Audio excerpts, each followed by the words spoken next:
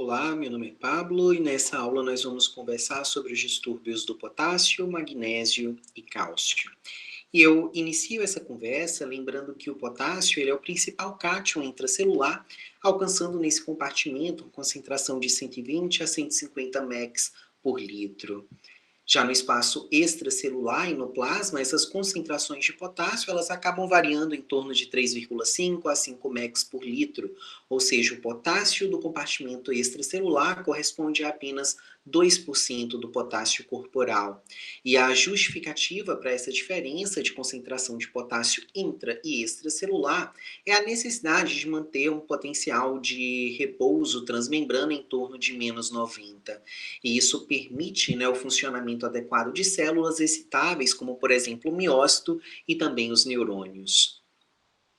É importante lembrar que alterações no nível sérico de potássio, eles também vão refletir alterações nos reservatórios corporais de potássio, ou seja, quando o potássio sérico ele encontra-se reduzido, as reservas de potássio também vão estar depletadas, né? E como a gente vai ver mais à frente, esse dado ele será muito relevante quando a gente pensar no tratamento da hipocalemia.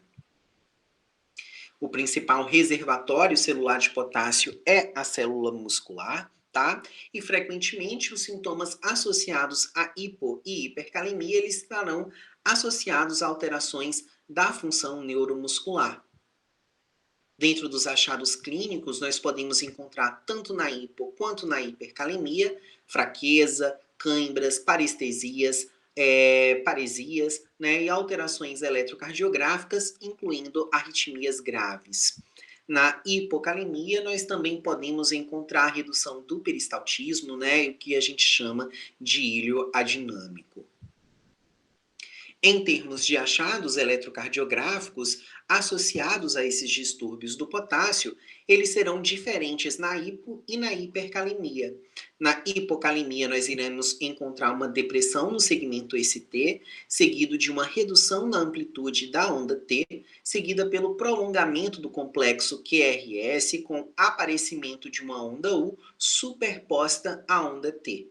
Já na hipercalemia, a onda T ela fica apiculada, né, com um aspecto em tenda, seguido por um retardo na condução elétrica que acaba gerando um prolongamento do intervalo PR e um QRS alargado. Em seguida, pode ocorrer um achatamento, né, e até desaparecimento da onda P, e sob condições extremas, o QRS ele pode se alargar o suficiente para acabar se fundindo com a onda T, gerando então uma onda em sino. Em ambas as situações, podem ocorrer arritmias graves, né, e parada cardiorrespiratória, tornando então o eletrocardiograma essencial no manejo de pacientes com alteração do potássio sérico. O indivíduo adulto, né, ele ingere numa dieta ocidental cerca de 70 a 150 mEq de potássio por dia, que vai ser prontamente absorvido no intestino. Em seguida, esse potássio, né, que é absorvido, ele vai ser em parte eliminado, tá? Isso de acordo com as necessidades do nosso organismo. Tá? Então, o nosso corpo ele julga a quantidade de potássio que vai ser necessária para a manutenção dos níveis intra e extracelulares e acabam demandando, então, a necessidade que será eliminada. 95% do potássio ele é eliminado através dos rins e 5% através das fezes, havendo uma pequena participação de eliminação de potássio através do suor. Além disso, é importante lembrar, né, que o potássio ele pode se mover entre os compartimentos e dessa forma, em determinadas situações, os valores de potássio plasmático eles podem ser alterados por redistribuição e uma redistribuição que vai acontecer do meio intra para o extracelular e vice-versa. O potássio ele acaba sendo livremente filtrado pelo glomérulo e praticamente todo o potássio dessa filtração é reabsorvido pelo túbulo proximal e pela alça de Henle. Todavia, na porção final do néfron, né, onde a concentração intraluminal de potássio é baixa, em torno de 10 a 15% do filtrado, vai ocorrer a sua regulação mediada principalmente pela atuação da aldosterona. Essa aldosterona ela vai ser secretada em resposta à ativação do sistema renina-angiotensina-aldosterona, isso na hipovolemia, e também pode ser secretada através do estímulo da hipercalemia ou da ingesta elevada de potássio. Essa aldosterona ela vai atuar no ducto coletor, tá? De forma que ocorra a reabsorção de sódio às custas da excreção de potássio ou de hidrogênio. Ainda sob o controle desse potássio, é importante lembrar que a insulina e as catecolaminas, elas são estimulantes da bomba sódio-potássio ATPase. E dessa forma, né, algumas situações elas podem interferir nos valores plasmáticos de potássio, tanto por redistribuição entre os compartimentos, tá? Por exemplo, as catecolaminas, elas estimulam a bomba sódio-potássio ATPase através dos receptores beta-2 adrenérgicos e dessa forma o uso de beta-bloqueadores não seletivos pode contribuir para o aumento do nível sérico de potássio, enquanto o uso de beta-2 agonistas podem levar à redução dos níveis séricos de potássio por redistribuição para o intracelular. Além disso, pode ocorrer aumento do potássio sérico na deficiência de insulina, ao passo em que a infusão de insulina pode induzir, tá, a a transferência, né, de potássio do extra para o intracelular, reduzindo então o potássio sérico. Eu aproveito aqui para lembrar que a depressão de magnésio, ou seja, a hipomagnesemia, gera também uma redução do conteúdo de potássio intracelular, porque ele inibe a atividade da bomba de sódio potássio ATPase, tá? Gerando então um déficit, tá? Uma excreção, na verdade, aumentada de potássio urinário, porque o déficit de magnésio acaba inibindo, tá, a atividade do canal medular de potássio, que a gente chama de RONC. Voltando à redistribuição de potássio entre o meio intra e extracelular, na acidose metabólica existe uma necessidade de tamponamento celular da acidose, né, dos íons hidrogênio, a partir da entrada desse íon hidrogênio no líquido intracelular, o que leva à saída de potássio para que a gente mantenha a eletroneutralidade. Estou colocando um cátion, eu preciso colocar um cátion para fora, tá? Por outro lado, na alcalose metabólica ocorre uma transferência de potássio para o intracelular em troca, né, com o hidrogênio que flui do intra para o extracelular. Além disso, na alcalose metabólica ocorre também uma maior absorção, né, reabsorção de íons hidrogênio no túbulo coletor, aumentando a excreção urinária de potássio pela ativação, né, da hidrogênio-potássio ATPase. A partir de agora, a gente vai conversar um pouco mais sobre a hipocalemia, que vai se caracterizar, né, por um potássio plasmático menor do que 3,5 mEq por litro. Os pacientes eles podem desenvolver o quadro devido à anorexia nervosa, tá? E dessa forma, devido à baixa entrada de potássio pela dieta. É insuficiente para que ocorra, né, dê conta das perdas intestinais e renais obrigatórias, mas essa hipocalemia ela deve ser, né, geralmente, ela acaba ocorrendo, desculpe, devido à perda excessiva de potássio pelo trato gastrointestinal, como, por exemplo, na diarreia, ou então renal, através do uso de diuréticos, por exemplo, e em menor grau, né, devido à redistribuição de potássio para o intracelular, como, por exemplo, com o abuso de beta-2 agonista. Pacientes com perdas extrarenais de potássio, eles apresentam potássio na urina de 24 horas menor do que 15 a 20 mEq, ou uma relação potássio urinário-creatinina urinária menor do que 1,5. Nesse sentido, os pacientes sem distúrbios ácido-base podem apresentar uma ingesta inadequada ou perdas pelo suor. Já os pacientes com acidose metabólica associada, eles devem apresentar perdas gastrointestinais associadas a diarreias, né, abuso de laxativos, adenoma viloso ou fístulas. Pacientes com perdas renais de potássio, eles acabam apresentando um potássio na urina de 24 horas maior que 15 a 20 mEq, ou uma relação potássio urinário creatinina urinária maior do que 1,5. E nessa situação, pacientes com acidose metabólica, eles podem apresentar acidose tubular renal tipo 1 ou tipo 2, cetoacidose diabética ou enterostomia ureteral. Já os pacientes com síndrome de Fanconi, fase poliúrica de NTA, anemia, leucemia e depressão de magnésio, eles podem se apresentar sem distúrbios ácido básico ou com uma acidose metabólica. Ainda sobre os pacientes com perdas renais de potássio, aqueles que se apresentam com alcalose metabólica, eles poderão se beneficiar de uma avaliação do cloro urinário. E nesse sentido, pacientes com cloro urinário menor do que 10 podem apresentar quadro associado a vômitos ou perdas gástricas, como, por exemplo, na sonda nasogástrica aberta e com débito elevado. Já os pacientes com cloro urinário maior do que 10, eles podem apresentar excesso de mineralocorticoides, hiperaldosteronismo primário, hipertensão renovascular, hipertensão maligna, tumor secretor de renina, síndrome de Liddle, de Cushing ou Bartter. Em pacientes com hipocalemia, nós devemos pensar se existe pseudohipocalemia, redistribuição do potássio ou depressão real desse potássio sérico, tá? A pseudo-hipocalemia, tá, ela pode ocorrer em situações como, por exemplo, de leucemia amiloide aguda, com uma contagem de leucócitos maior que 50.000, seria uma situação comum. A redistribuição ela pode ocorrer devido à terapia com catecolaminas, teofilina, uso recente de insulina em bomba, ou em estado anabólico, tá? Também pode ocorrer em pacientes com intoxicação por beta-2 agonista. Em situações de depressão real de potássio, a gente deve sempre tentar determinar se se trata de um quadro de perda renal ou extra-renal. Nesse sentido, nós podemos utilizar a dosagem de potássio urinário na urina de 24 horas, ou então a relação potássio urinário creatinina urinária. Se a gente tem um potássio urinário menor do que 15 a 20, ou uma relação de potássio urinário creatinina urinária menor que 1,5, a gente deve pensar em perdas extra-renais, e nesse sentido a gente deve avaliar o bicarbonato do paciente. Através dessa análise do bicarbonato do paciente, a gente pode limitar as nossas possibilidades etiológicas.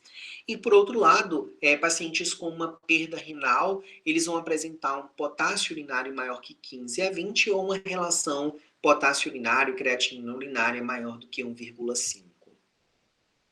Nesses pacientes com perda renal de potássio, nós devemos avaliar a pressão arterial. Se normal, nós vamos seguir avaliando o bicarbonato sérico, que se baixo limitará a nossa hipótese para a acidose tubular renal. Por outro lado, o bicarbonato alto vai nos levar aí à necessidade de avaliação do cloro urinário.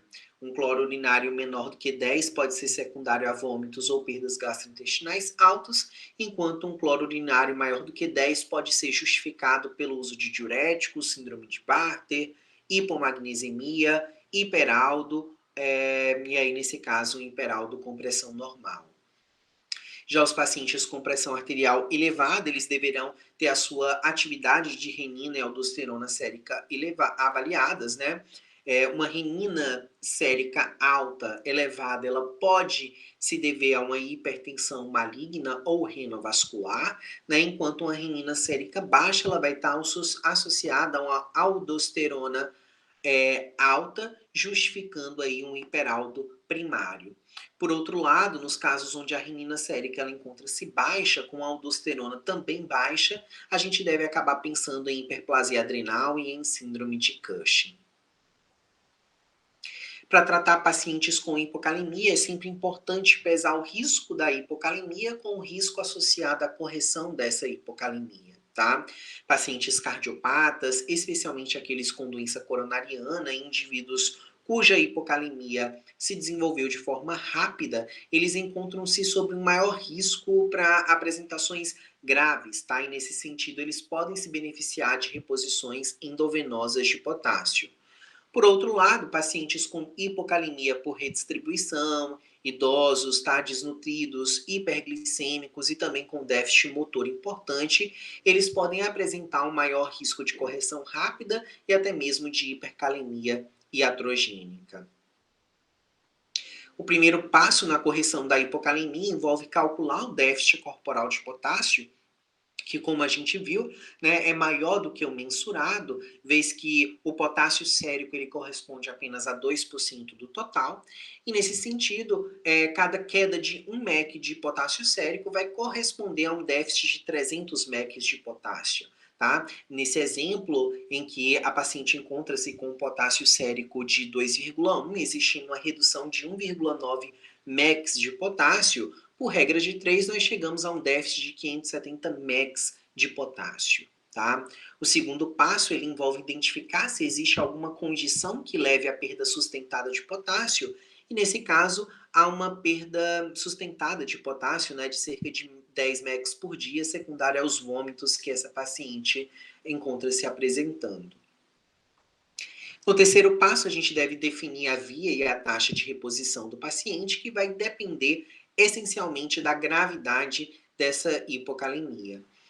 Como a gente pode observar nessa tabela, tá? Pacientes com hipocalemia leve e moderada, eles terão como via de preferência a via oral, tá? Isso exceto em pacientes com intolerância ao tratamento oral, quando essa reposição venosa ela pode acabar sendo necessária. Então, pacientes com vômito, até que se controle o vômito, por exemplo, acaba sendo difícil utilizar a via oral. Percebam que não existe necessidade, né, de correção de todo aquele déficit em um dia, tá? No quadro leve, a gente deve repor entre 72 a 75 mEq por dia de potássio, enquanto nos quadros moderados, entre 96 a 100 mEq. Já nos quadros graves, a reposição ela deve ser realizada por via venosa, com diluições e taxas de infusão, que a gente vai discutir mais à frente. Note que, em todos os casos, o potássio ele deve ser monitorado, tá, diariamente. As opções para o tratamento da hipocalemia por via oral incluem o cloreto de potássio em xarope a 6% e o Isolocá 600 mg. Para pacientes com acidose metabólica associada à hipocalemia, a gente pode também utilizar o citrato de potássio.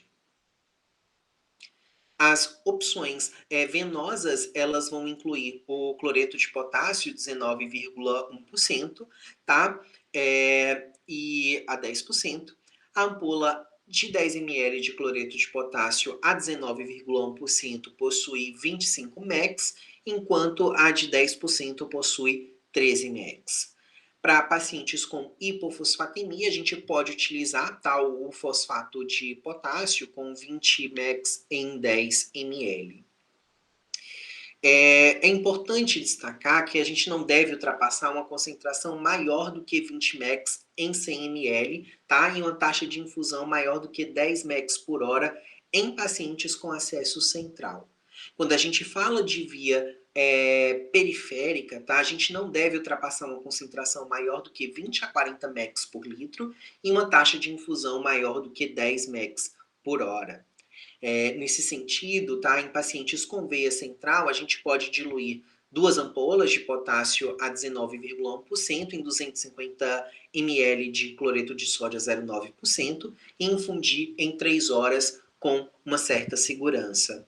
Já nos pacientes com acesso periférico, a gente pode diluir 10 ml de potássio, cloreto de potássio 19,1% em 500 ml de cloreto de sódio a 0,9% e infundir em 3 horas com dada segurança também. É importante destacar aqui que a gente não deve diluir o cloreto de potássio em soro glicosado, tá? Uma vez que a infusão de soro glicosado pode estimular a secreção de insulina e piorar a hipocalemia por redistribuição. Voltando para o nosso caso clínico inicial, a gente pode observar que essa paciente ela se apresenta com hipocalemia grave, tá? E nesse caso, ela deve receber uma reposição parenteral. Também nesse caso, a gente deve optar pela cateterização de uma veia central, porque essa paciente ela encontra-se hipervolêmica, então a gente não pode utilizar grandes volumes para essa doente. Como a gente vai ter que fazer uma reposição venosa com uma solução concentrada, o ideal é que a gente funcione uma veia central e administre, então, o cloreto de potássio 19,1%, 2 ampolas diluídas em 230 ml de cloreto de sódio a 0,9%, de forma intravenosa em acesso central em 3 horas. Aqui eu faço um comentário geral sobre algumas síndromes um pouco mais raras, tubulares, que cursam com hipocalemia, tá? As síndromes de Gilterman e de Bartter, elas são tubulopatias de causa genética que acabam cursando com uma alcalose metabólica acompanhadas de excreção urinária elevada de potássio e de sódio, portanto, sem hipervolemia, né, ou hipertensão arterial associada. Já na síndrome de Gilterman, tá, o defeito genético ele se localiza no cotransportador de sódio cloreto, lá no túbulo contorcido distal, e os seus achados eles vão lembrar o uso de diuréticos tiazídicos, né, como a hipomagnesemia e a hipocalemia. Lá na síndrome de Bartter, o defeito genético ele vai se localizar na porção espessa ascendente da alça de Henle, e os achados clínicos dessa síndrome vão lembrar o uso da furosemida, como por exemplo a hipocalemia e a hipercalciúria. A síndrome de Liddle, tá? Ela também é uma tubulopatia genética, como as outras duas, mas ela tem como alteração um ganho de função do canal epitelial de sódio, que está lá localizado no néfron distal.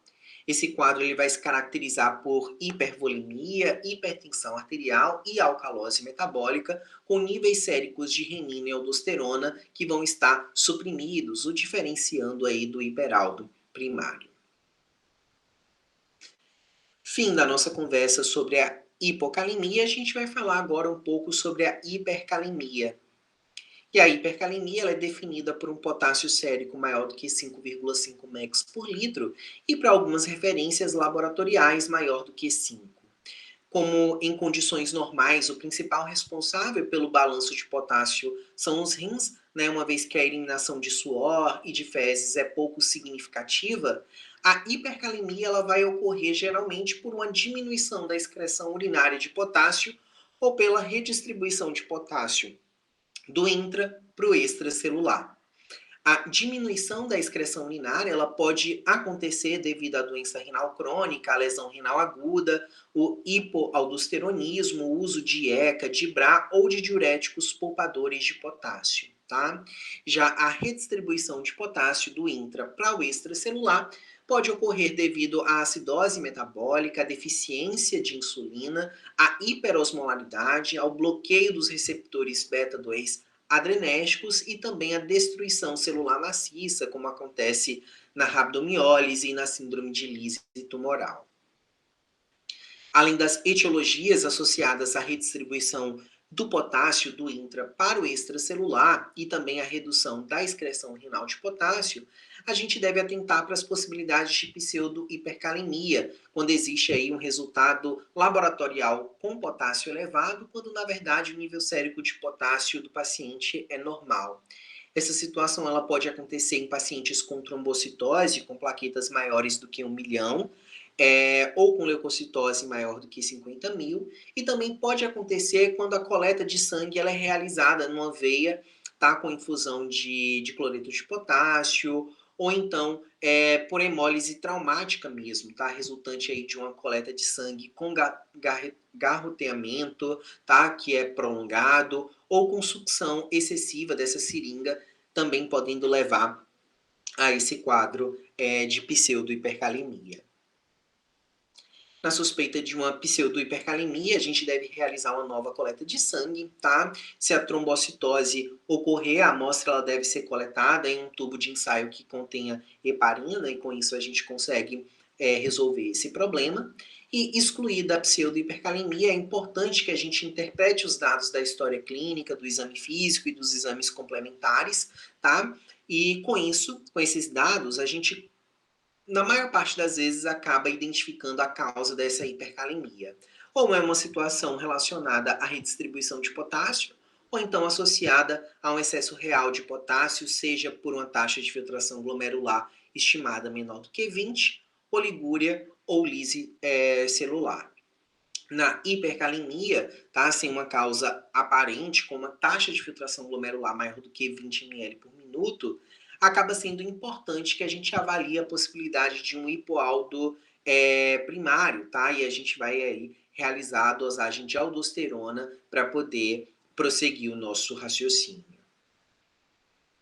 O primeiro passo para o tratamento da hipercalemia é definir a gravidade, tá? E nesse sentido é necessário que a gente realize um eletrocardiograma desses pacientes.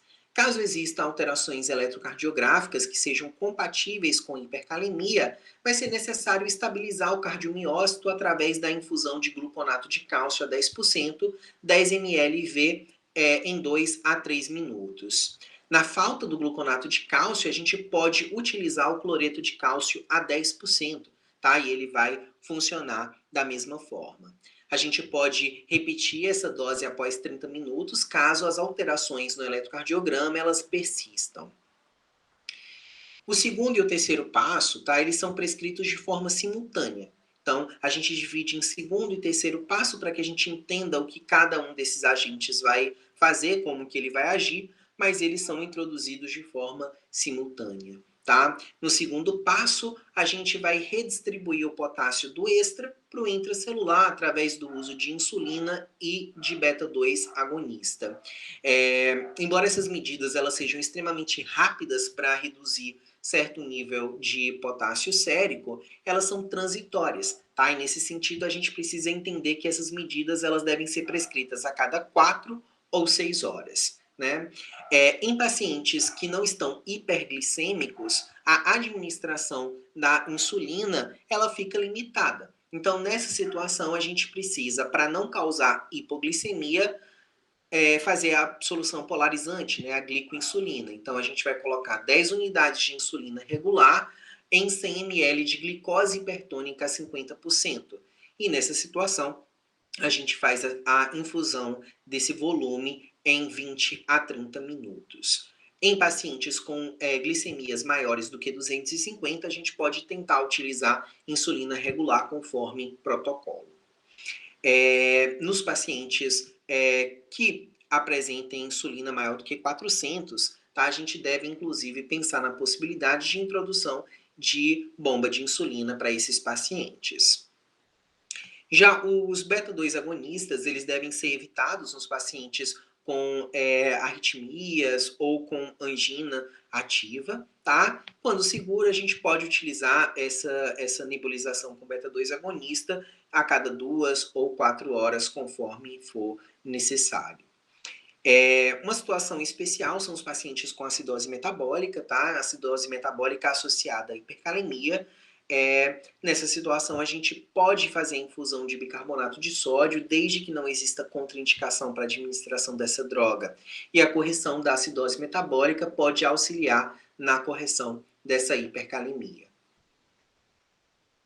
Lá no terceiro passo, tá, a gente deve iniciar medidas para eliminar por via renal ou intestinal esse potássio. As resinas, tá, de troca, elas acabam otimizando a eliminação de potássio por via intestinal. No Brasil, a única disponível que a gente tem é o Sorcal, tá? E com o uso do Sorcal, a gente acaba trocando o potássio por cálcio. E é importante que a gente lembre que para que exista eficácia com o uso do Sorcal, esse paciente ele precisa evacuar, tá? Como a ação vai ser intestinal, o paciente precisa evacuar para que a droga ela faça efeito. Como a droga também pode causar constipação, muitas vezes é feita a diluição do envelope, do sachê de Sorcal em manitol, e com isso a gente utiliza, né, um laxativo junto com a resina de troca. É também importante destacar que esse Sorcal ele não é capaz de reduzir o potássio de forma rápida. Tá? Ele auxilia no controle do potássio ao longo dos dias, do tempo, né? Sendo interessante aí para os casos em que existe uma dificuldade de excreção urinária de potássio, mas ele não age de forma rápida, tá? Existem contraindicações para o uso do Sorcal e elas vão se destacar aí como aqueles pacientes com função intestinal anormal, tá? Devido ao risco aí de necrose de cólon. Os pacientes, no que diz respeito, né, à eliminação, no aumento de eliminação de potássio por via renal, a gente vai ter aí como grande carro-chefe o uso da furosemida, tá, enquanto diurético. Mas aí a gente precisa lembrar que, de novo, é importante definir a volemia do paciente. Pacientes hipercalêmicos e hipervolêmicos, eles devem receber aí a furosemida, inclusive na dose de 1 miligrama por quilo em bolos. Já aqueles pacientes que estão euvolêmicos, tá, e com hipercalemia, eles devem receber tanto o soro fisiológico quanto a furosemida. O objetivo da furosemida nessa situação não é aumentar a diurese, mas aumentar a caliúria, tá? E como o paciente encontra-se euvolêmico, eu não quero que ele negative o balanço, então eu posso fazer a infusão de cloreto de sódio 0,9% para manter esse balanço neutro. Já os pacientes com hipovolemia e com hipercalemia associada, eles não devem receber a furosemida, tá? Porque eu não vou fazer um diurético para um paciente que encontra-se hipovolêmico. Então, nesse paciente, eu vou fazer apenas a hidratação com soro fisiológico a 0,9%. E nessa situação, a correção da hipovolemia, tá? Ela vai ajudar, inclusive, a aumentar o débito urinário e aumentar a caliurese do paciente, ou seja, a eliminação de potássio desse paciente, que muitas vezes encontra-se oligúrico devido à hipovolemia. Caso esse paciente, né, depois de corrigir a volemia, mantenha ainda a hipercalemia, a gente pode aí, nessa situação, lançar a mão do diurético. Pacientes anúricos, tá? E aí a gente excluiu dessa anúria que seja obstrução, a gente excluiu determinadas situações, o paciente está anúrico. Ele vai responder às medidas? Não, tá? E aí nessa situação eu devo pensar para o meu paciente diálise, tá? Pacientes com doença renal crônica avançada, com lesão renal aguda grave, em que as medidas clínicas para o controle do potássio falharam, tá? A gente deve indicar diálise nessa situação. A diálise ela encontra-se indicada em nível de urgência. Aqui eu trago para vocês, tá? O partiromé e o zircônio, que são novas resinas de troca que estão sendo estudadas para o manejo ambulatorial da hipercalemia.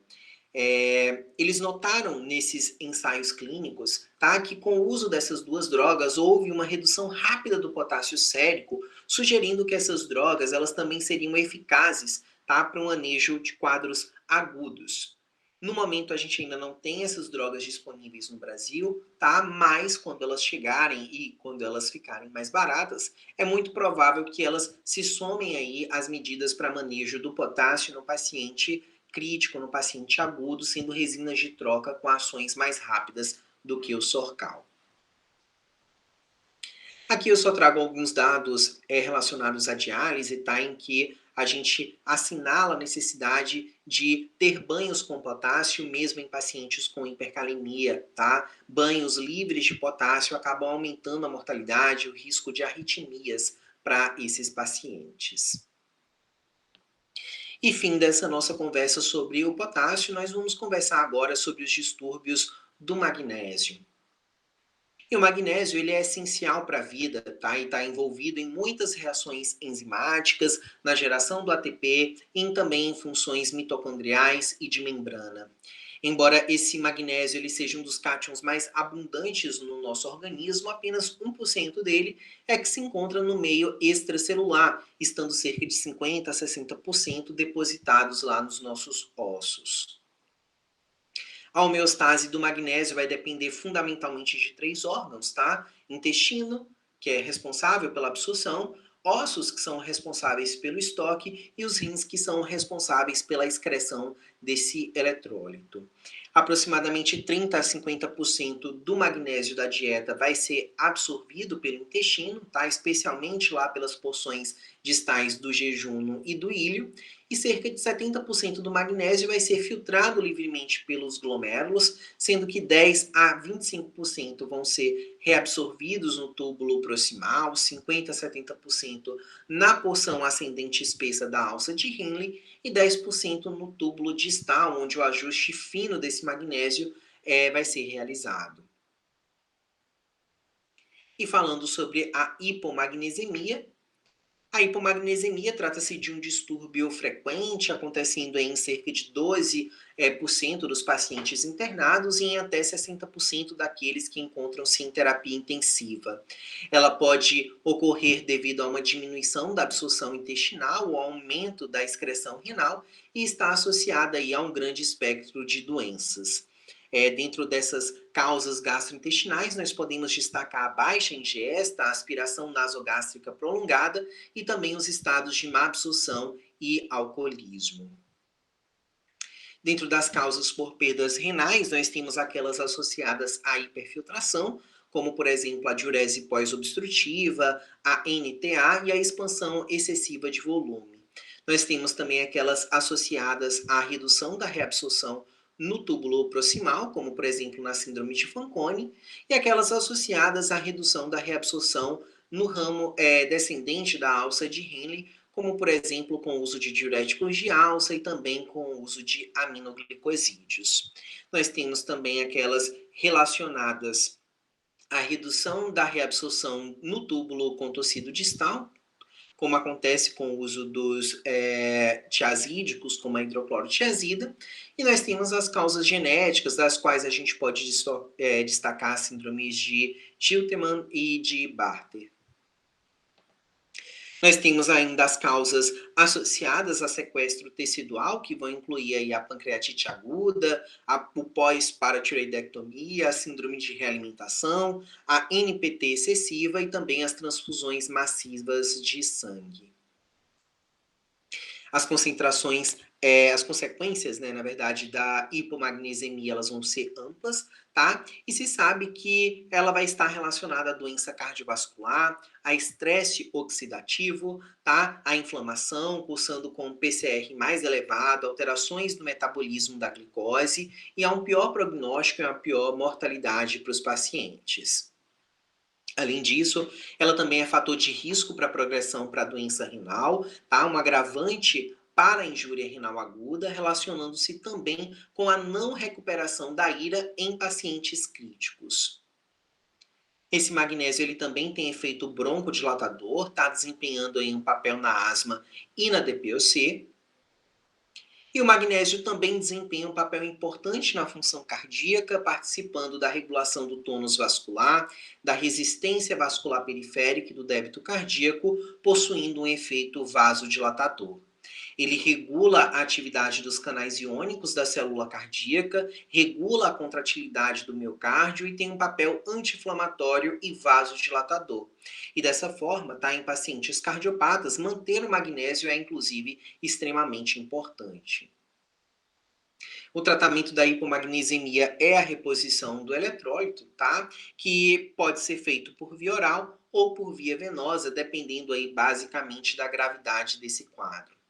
Pacientes instáveis hemodinamicamente ou com alterações eletrocardiográficas, eles devem receber 2 gramas IV em 15 a 60 minutos. Já os pacientes com hipomagnesemia grave, eles devem receber 4 a 8 gramas de sulfato de magnésio, enquanto esses pacientes com hipomagnesemia leve, eles devem receber preferencialmente a reposição por via oral, quando ela estiver disponível, tá?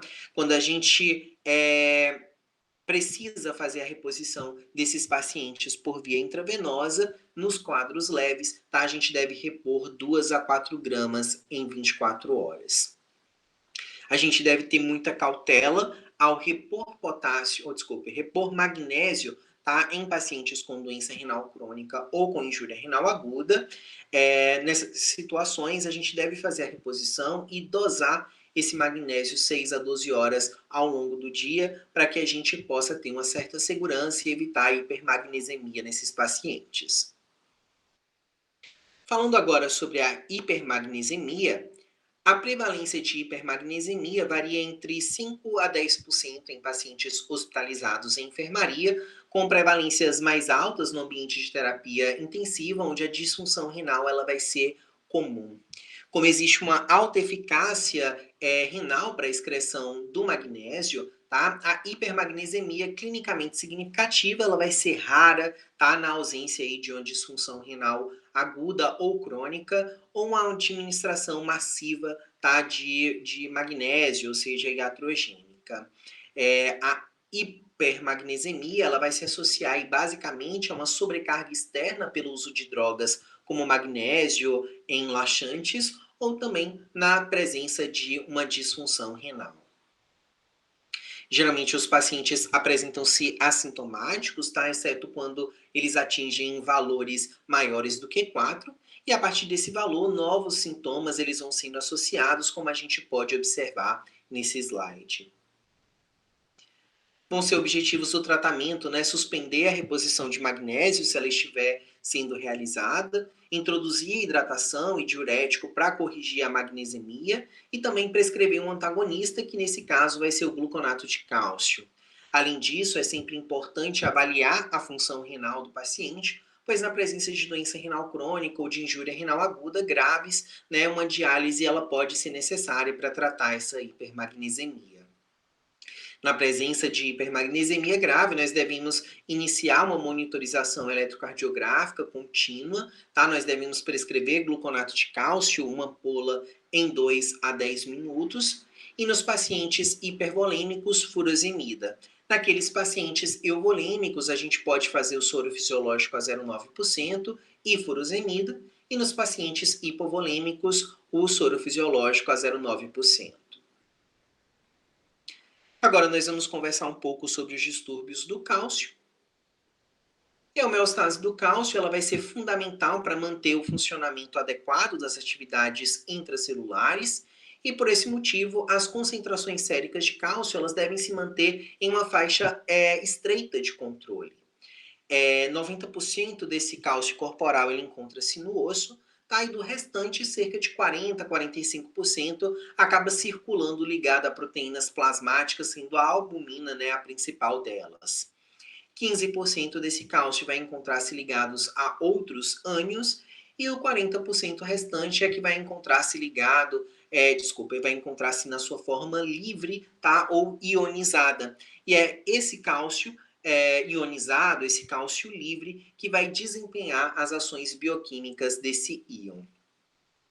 Como parte, né, desse cálcio do extracelular, ele encontra-se ligado à albumina. Quando a gente avaliar o cálcio total sérico de um paciente, a gente deve checar a albumina desse paciente.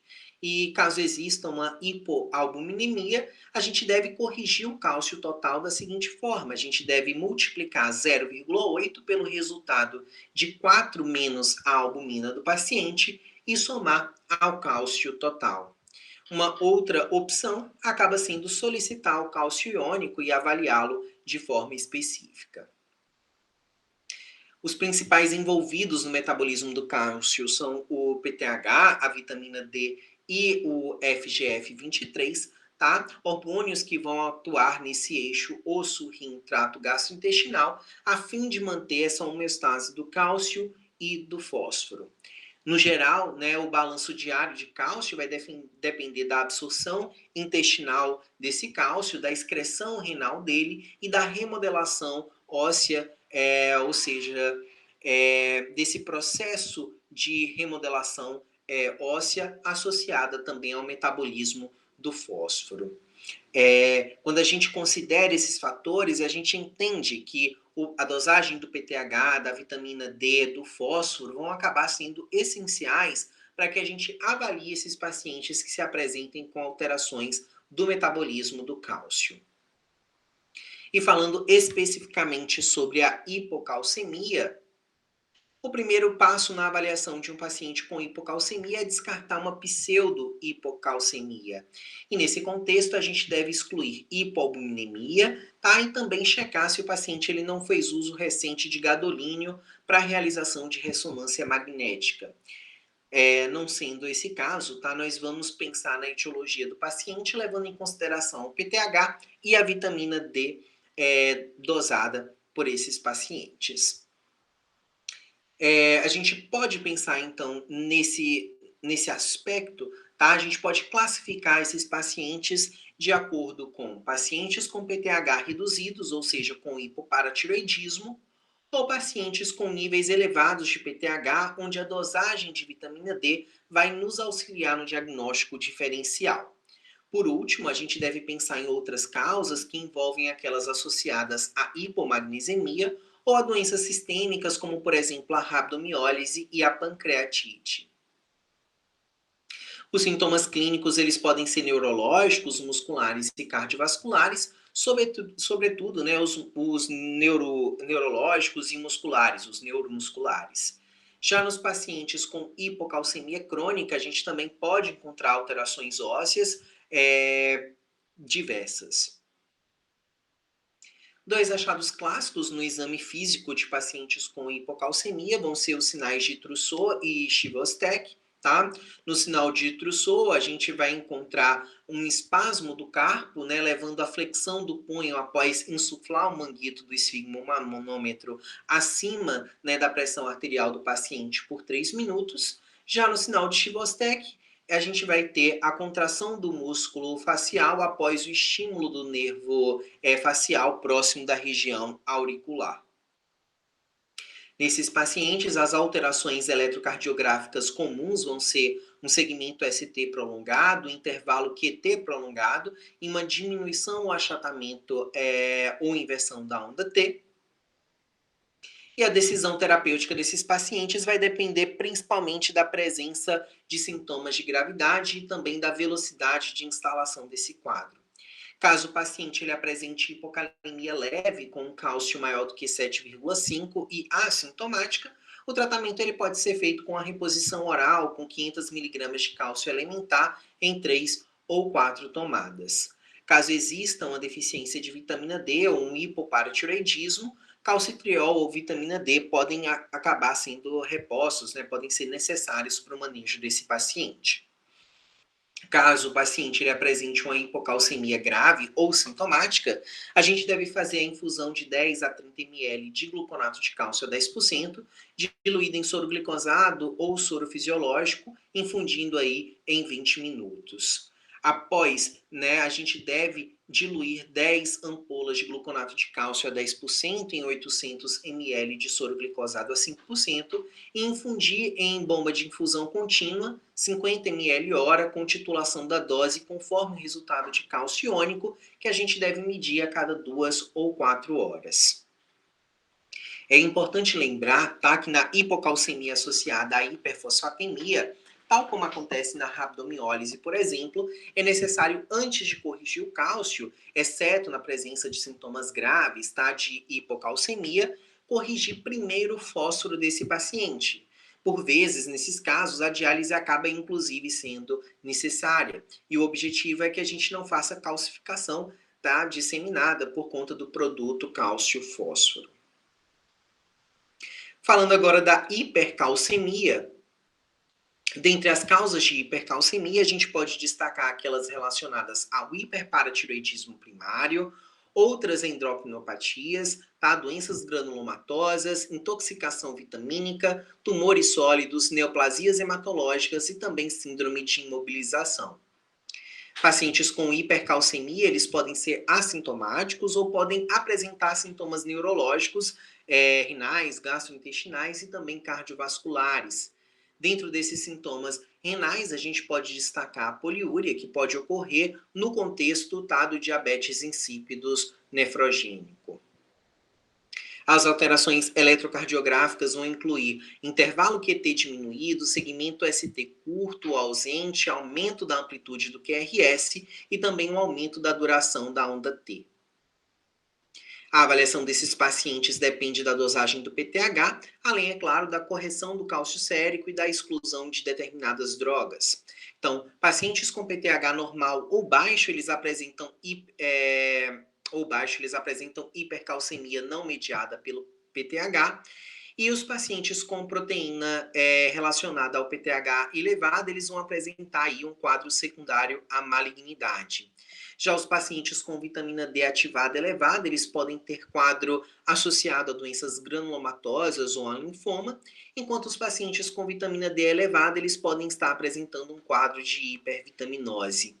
Já os pacientes com resultados normais, eles devem ser avaliados com eletroferese de proteínas, TSH e vitamina A.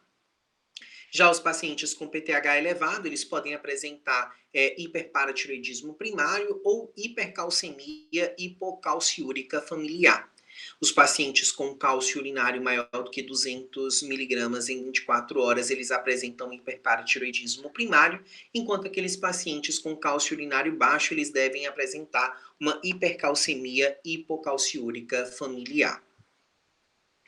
O tratamento desses pacientes deve ser instituído na presença de sintomatologia ou de cálcio sérico maior do que 12, e nessa situação a gente deve aumentar o volume intravascular e aumentar a eliminação urinária de cálcio.